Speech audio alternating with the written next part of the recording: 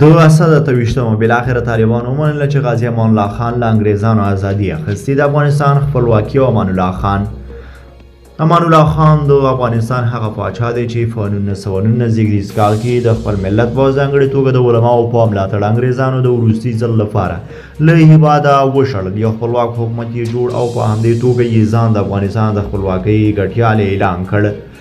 خو که له نن څخه پوره 104 کاله وړاندې پر همدې ورځ د خپلواکۍ د بیرته اخیستو اعلان نه یوازې افغانانو ته ډېر ارزښت درلودو بلکې د اسیا ځینو هېوادونو ته هم الهام بخښونکی و، ځکه انګریزانو د نړۍ تر لر او بره خپل استعماري جال رسولی و او پر دوست او دښمن یې د جبر میچنې څرخولي.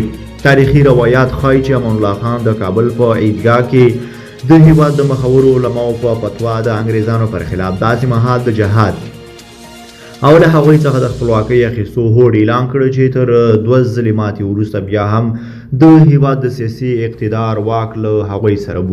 انګریزانو لومړۍ نړیواله جګړه ګټلې وه او هند او ایران یې بشپړ اشغال کړی و. د خپلواکۍ له اعلان سره سم د مبارزې میدان ګرم شو.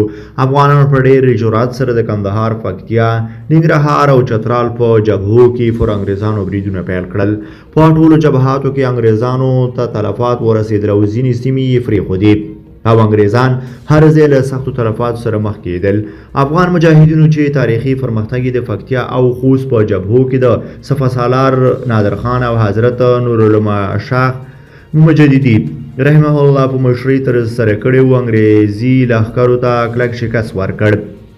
انګریزان یې په کورمه کې له خپلو قرارګاهو پسې واخیستل. د ټلبل ایسار او پوځي چوڼۍ یې فتح او په شمالي او جنوبي وزیرستان او نورو سیمو کې یې انګریزانو ته سختې ماتې ورکړې. انګریزانو چې د بشپړې ماتې خوب ولیدو سملاسي یې د اوربند وړاندیز وکړ او مذاکراتو ته راوړاندې شول.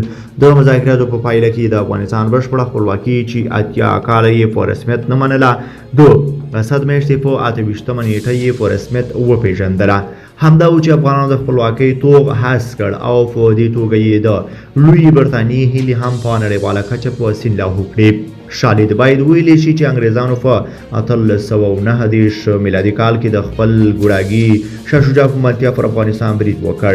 کابل، کندهار او نورو ستر ښارونه یې ونیول. په تعقیب یې په 1840 میلادي کال کې په کابل کې د میر مسجدي خان په مشرۍ د انګریز پر خلاف د پاڅون وشو.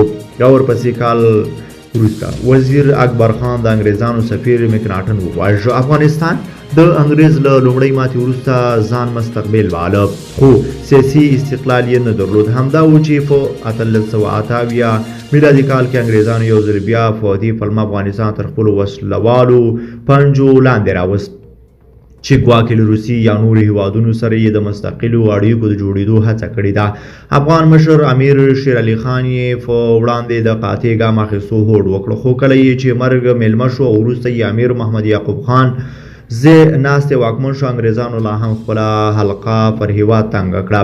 پر امیر یې د ګندمک تړون ومنه او ان تر دې چې امیر عبدالرحمن خان یې د ډیورن تړون لاسلیک ته هم اړیسته خو نه د دوی قلندري ختمه شوه نه یې فرمایشات پای ته ورسېدل. د عبدالرحمن خان له آرامۍ واکمنې وروسته امیر حبیب الله خان هم له انګریزانو سره د تلې پله یوړه.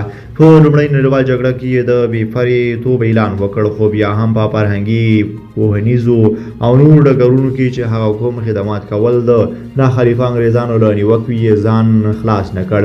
هغه له څو کلنې واکمنۍ وروسته ووژل شو او د واک ګدۍ یې زوی امان الله خان ته پاتې شوه. دا چې له خپلواکۍ وروسته امان الله خان بیرته د همغو اشغالګرو اروپایانو لخوا د دیموکراسۍ په نامه تیاره شوې تومن افغانستان ته راوړو. خلکو ته یې فردي ازادي ورکړه او ځینې اسلامي اصول او قوانین یې په ډاګیزه توګه وننګول. همغه و چې افغانانو یې نه مقام ته وکتل او نه هم تخت و تاج ته او هغه د عزت له منبر څخه راوپرځول شو.